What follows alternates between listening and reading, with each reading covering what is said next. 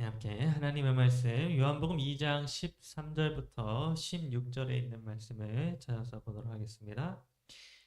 요한복음 2장 13절부터 16절에 있는 말씀입니다. 오늘은 말씀이 조금 길기 때문에 함께 읽지 않고 제가 혼자서 읽도록 하겠습니다. 요한복음 2장 13절로 16절입니다. 유대인의 유월절이 가까운지라 예수께서 예루살렘으로 올라가셨더니 성전 안에서 소와 양과 비둘기 파는 사람들과 돈 바꾸는 사람들이 앉아 있는 것을 보시고 노끈으로 채찍을 만드사 양이나 소를 다 성전에서 내쫓으시고 돈 바꾸는 사람들의 돈을 쏟으시며 상을 엎으시고 비둘기 파는 사람들에게 이르되 이것을 여기서 가져가라. 내 아버지의 집으로 장사하는 집을 만들지 말라 하시니. 네, 오늘 저는 여러분과 함께 성전된 자기 육체라고 하는 제목으로 말씀을 나누도록 하겠습니다. 여러분 혹시 연대 책임이라고 하는 말을 들어보셨습니까? 네, 이 연대 책임이라고 하는 말은 누군가가 잘못을 해서 벌을 받게 되었을 때에 잘못을 행한 그 당사자만 벌을 받는 것이 아니라 아무 잘못 없는 집단 내의 다른 사람들까지도 함께 벌을 받는 것을 의미합니다. 즉 나는 아무 잘못도 안 했는데 같은 집단 내에 다른 한 사람이 잘못한 일로 말미암아 나까지 같이 책임을 지게 되는 그런 경우를 우리가 연대 책임이라고 이렇게 이야기를 하는 것입니다. 요즘에는 우리 사회에서 이 연대 책임이라고 하는 것이 거의 다 사라져 가고 있는 것으로 보이는데요. 제가 어린 시절만 해도 학교에서나 어디서나 항상 뭐만 하면 이 연대 책임을 묻는 경우가 굉장히 많았습니다. 그래서 여러분 한 번에 제가 초등학교 5학년이었을 때 학교에서 반 친구 중에 한 친구가 지갑이 사라지게 되는 그런 일이 있었습니다. 학급 내에서 누군가가 친구의 지갑을 훔쳐간 것입니다.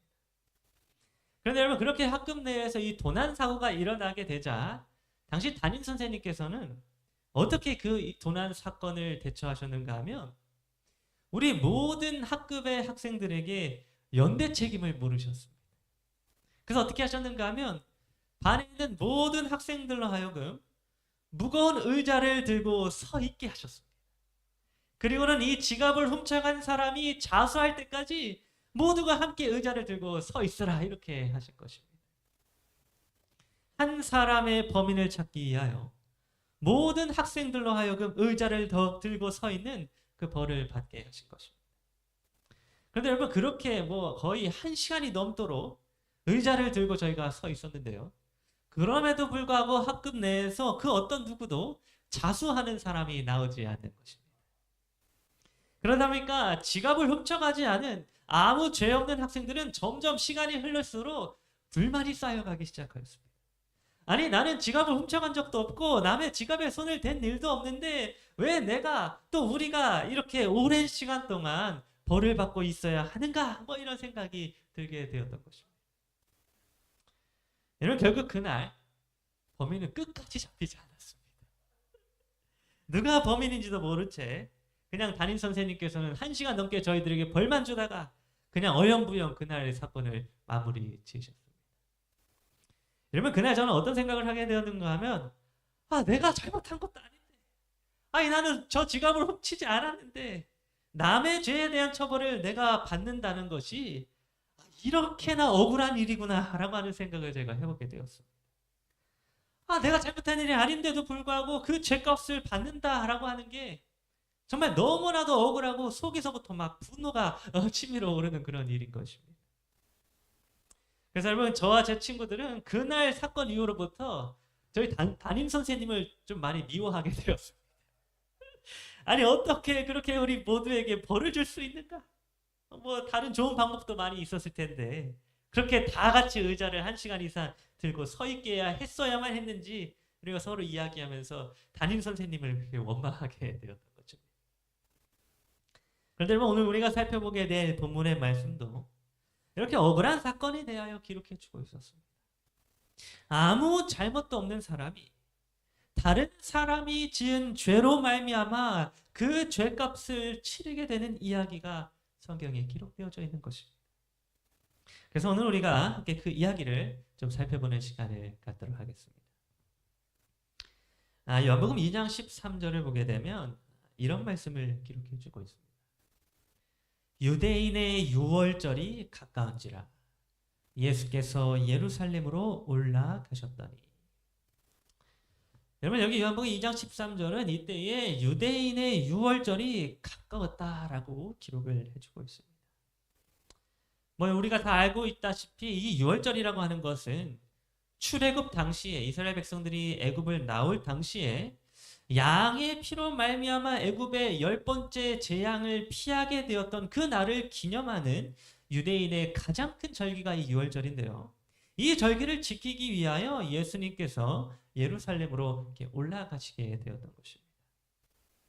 그런데 여러분, 유월절 기간 중에는 하지 말아야 할 행동이 하나 있었습니다. 유월절 기간 동안에 반드시 지켜져야 할 한 가지 금기사항이 있었는데 혹시 그것이 무엇인지 아십니까? 유월절에 하지 말아야 할 것. 그 일이 무엇인지에 대하여 여기 출애굽기 12장 19절은 이렇게 기록해주고 있습니다. 이래 동안은 누룩이 너희 집에서 발견되지 아니하도록 하라. 무릇 유교물을 먹는 자는 타국인이든지 본국에서 난 자든지를 막론하고 이스라엘 회중에서 끊어지리니. 이런 유월절 기간 동안에 이스라엘 백성들은 반드시 뭘 했어야만 했는가 하면 집에서 누룩이 발견되지 않도록 해야 했습니다.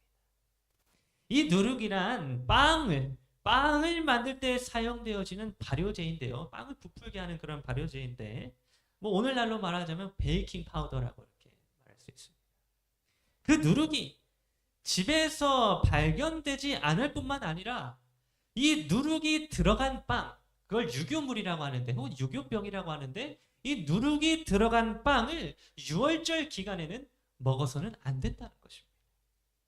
만일 하나님을 섬기는 자들 가운데에 유월절 기간 동안에 집 안에서 누룩이 발견이 되어지거나 누룩이 들어간 유교병을 먹는 자들은 어떻게 된다고 기록해주고 있어요? 이스라엘 회중 중에서 끊어지게 될 것이다. 이렇게 성경이 기록해주고 있는 것입니다.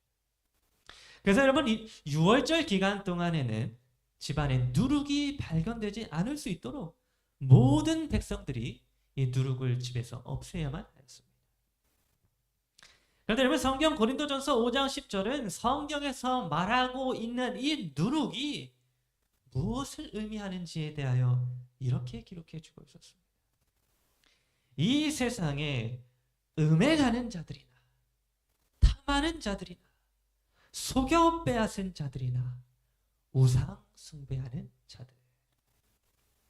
여러분, 고린도전서 5장은 누룩에 대하여 이야기를 해주면서 이 누룩이 상징적으로 무엇을 의미하는지에 대해 뭐라고 말해주고 있었는가 하면 바로 누룩은 음행과 탐하는 것과 속여 빼앗는 것 그리고 우상 숭배하는 것이다 라고 이렇게 말씀해주고 있었습니다.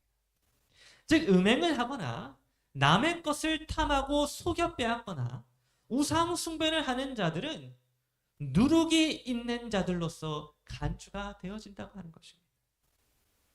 그러면 여러분, 이 말씀들을 다 종합해 본다면 유월절 기간 동안에 이스라엘 백성들은 누룩이라고 하는 것을 집안에서 없애고 또 누룩이 들어간 떡 유교병을 먹지 말아야 하였는데 그 누룩이 상징해 주고 있는 것은 음행과 탐심과 속여 빼앗음과 우상 숭배였습니다.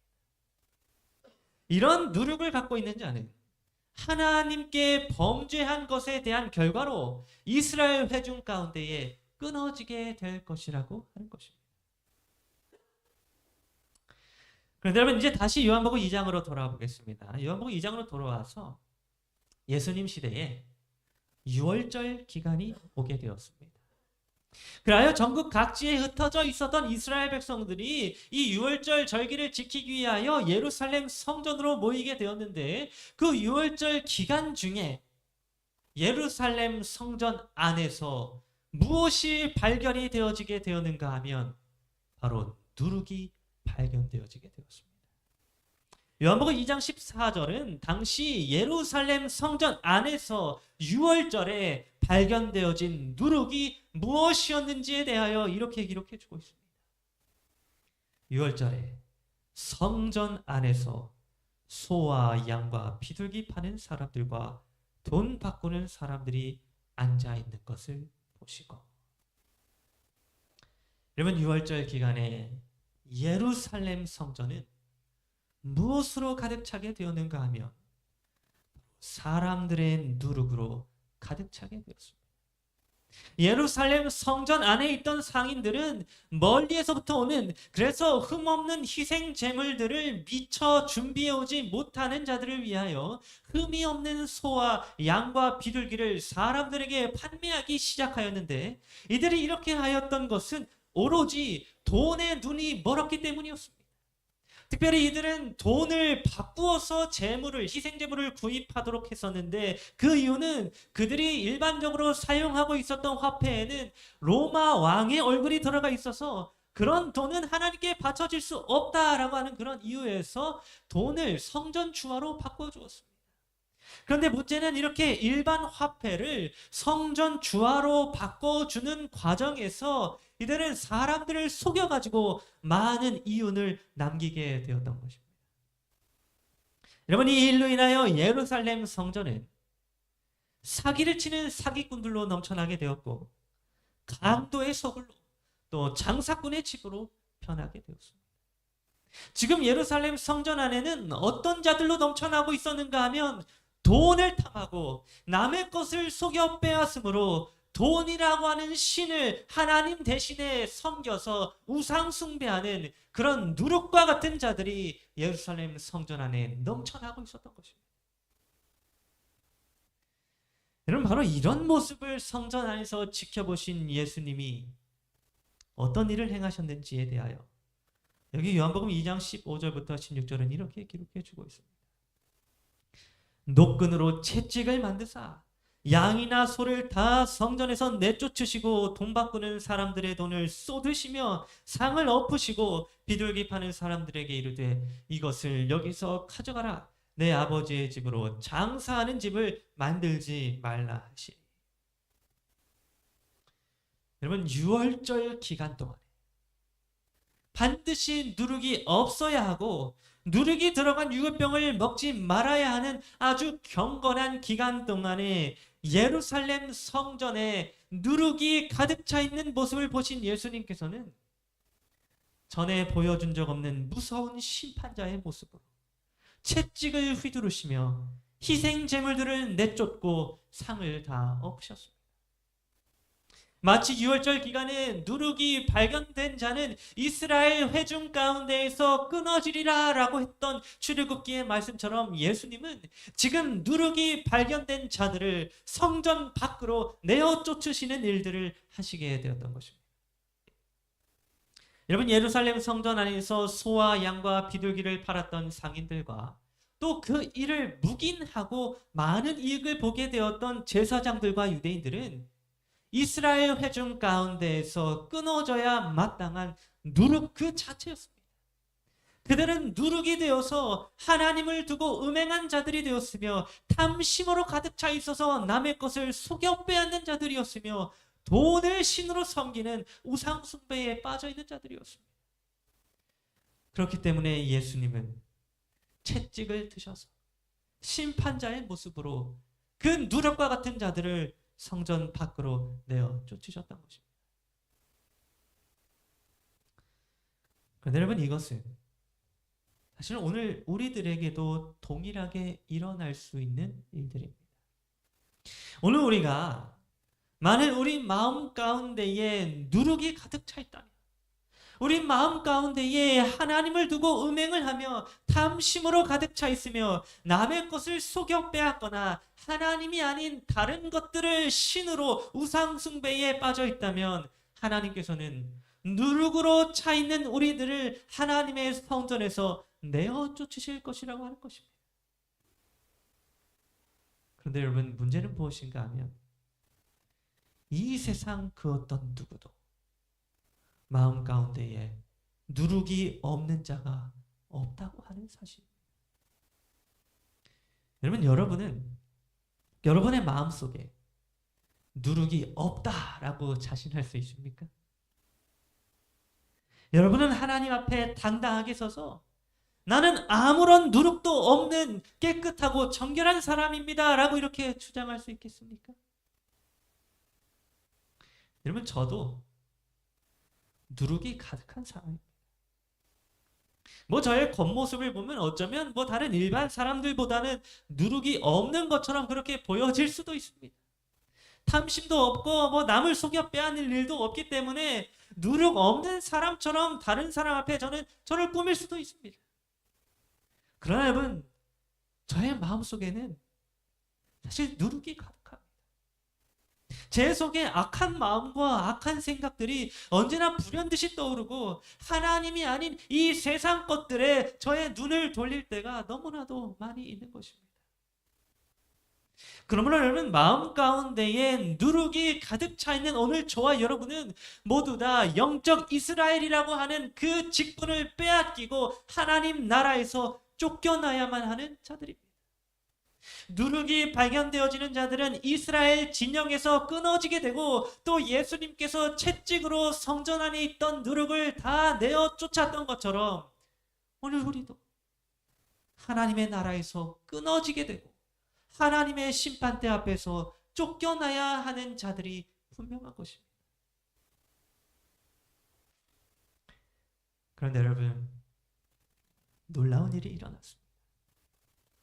이 세상 모든 사람들이 누룩으로 인하여 하나님의 나라에서 쫓겨나야 하는 운명에 처하게 되었을 때에 예수님께서는 한 가지 놀라운 말씀을 우리에게 해주셨는데요. 여기 요한복음 2장 19절과 21절에서 예수님은 이런 말씀을 해주셨습니다. 너희가 이 성전을 헐라 내가 사흘 동안에 일으키리라. 그러나 예수는 성전된 자기 육체를 가리켜 말씀하신 것이라. 여러분, 지금 여기에서 예수님은 정말 놀라운 말씀을 말씀해 주셨습니다. 지금 예수님께서는 예루살렘 성전에 대하여 말씀하시면서 그 예루살렘 성전을 무엇과 연결지어서 말씀해 주셨는가 하면 바로 예수님 자신의 육체와 연결지어서 말씀해 주셨습니다. 다시 말해서 예수님은 예루살렘 성전을 예수님 자신의 육체와 동일시하고 있었다는 것입니다. 여러분, 예수님은 놀랍게도 예루살렘이라고 하는 그 성전을 예수님 자신의 육체로 여기셨습니다. 성전이 예수님의 육체라는 것입니다. 그렇다면 여러분, 예루살렘 성전이 예수님의 육체를 의미한다고 하는 이 사실을 기억하면서 이 성전 정결의 사건을 다시 한번 보겠습니다. 여러분, 6월절 기간이 되었습니다. 6월절 기간 동안에는 무엇이 없어야 했는가 하면 누룩이 없어야 했습니다. 누룩이 발견된 자는 약속의 백성인 이스라엘 회중 가운데서 끊어짐을 당하여야 하였습니다. 그런데 지금 6월절 기간 동안에 너무나도 끔찍한 누룩이 발견되어지게 되었는데 그 누룩이 어디에서 발견되어지게 되었는가 하면 어디서 발견되었습니까? 예루살렘 성전 안에서 누룩이 발견되어졌습니다. 예루살렘 성전 안에 너무나도 끔찍하고 너무나도 더럽고 너무나도 많은 누룩이 발견되어지게 되었다고 하는 것입니다. 성경의 표현은 어떻게 표현하냐면 예루살렘 성전을 강도의 소굴과도 같다 이렇게 표현했고 요한복음에서는 장사하는 집과 같다 이렇게 표현을 하면서 수없이 더럽고 많은 누룩이 예루살렘 성전 안에서 발견되어졌다고 말씀해주고 있었습니다. 그런데 여러분, 그 누룩이 발견되어진 예루살렘 성전을 가리켜서 예수님은 그 성전을 뭐라고 말씀하셨습니까? 여러분, 예수님은 누룩이 발견되어진 그 예루살렘 성전을 향하여 그것이 자신의 육체라고 말씀하셨습니다. 누룩이 가득한 예루살렘 성전이 예수님 자신의 육체라고 그렇게 여겨주셨다는 것입니다. 여러분, 예수님이 누룩이 있으신 분이셨습니까? 그렇지 않습니다. 예수님은 이 땅에서 단 한 번도 누룩이 발견되어 본 적이 없으신 분이셨습니다. 그분의 마음 가운데에는 음행과 탐심과 속여 빼앗은 것과 우상 숭배라고 하는 것이 전혀 없으셨습니다. 예수님은 그 어떤 누룩도 마음 가운데에 존재하지 않는 분이셨던 것입니다. 그런데 그렇게 깨끗하신 예수 그리스도께서 지금 이스라엘 백성들의 누룩을, 성전 안에서 발견된 이스라엘 백성들의 누룩을 자신의 누룩으로 여겨주시고 계셨다는 것입니다. 예수님은 한 번도 죄를 지은 적이 없는데 이스라엘 백성들이 지은 예루살렘 성전인 자신의 육체가 이스라엘 백성들이 지은 죄를 자기가 지은 죄로 여겨주시고 있었다는 것입니다. 그래야 여러분, 예수님께서 자신의 육체 안에 누룩이 가득 차 있다고 여겨주셨기 때문에 예수님은 어떤 일을 경험하시게 되었는가 하면 마침내 성전에서 예수님은 쫓겨나시게 되었고 이스라엘 회중 가운데서 끊겨지시는 저주를 예수님이 받으시게 되었습니다. 그래서 히브리서 13장 12절은 누룩으로 인하여 채찍에 맞으시고 성문 밖으로 쫓겨나신 예수님에 대해 이렇게 기록해 주고 있습니다.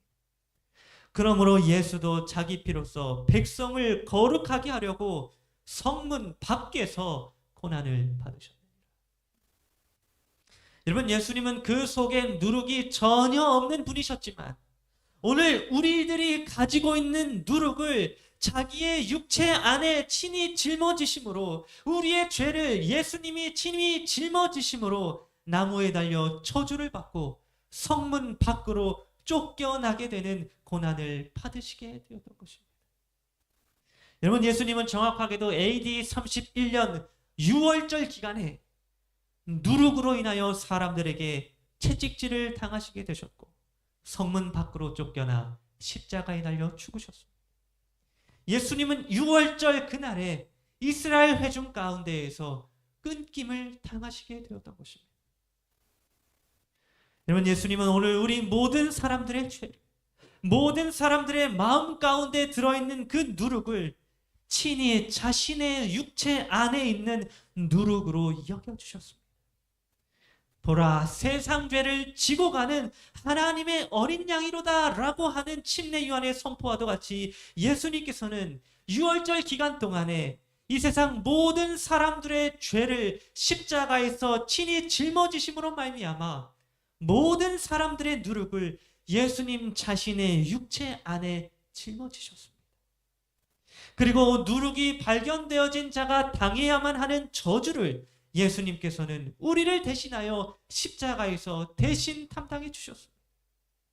사실은 내가 채찍에 맞아야 하였고 내가 성문 밖으로 쫓겨나야 하였으며 내가 하나님 나라에서 끊어짐을 당하여야만 하였는데 예수 그리스도께서 나를 대신하여 채찍에 맞으셨고 나를 대신하여 성문 밖으로 쫓겨나셨으며 나를 대신하여 하나님의 나라에서 끊어지게 되는 둘째 사망의 해를 십자가에서 당하시게 되었던 것입니다.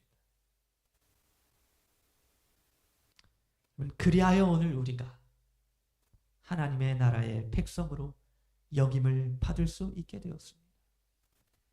우리는 모두 누룩으로 가득 차 있는 자들이지만 우리의 마음속에는 음행과 탐심과 속여 빼앗은 것과 우상 숭배들로 가득 차 있지만 예수 그리스도께서 우리를 대신하여 그 모든 누룩을 육체 안에 짊어지셨고 우리가 받아야만 하는 저주를 대신 받아주심으로 우리가 어떠한 값을 치르지 않아도 하나님 앞에서 의로운 자로, 누룩이 없는 자로 여겨질 수 있도록 하여 주신 것입니다.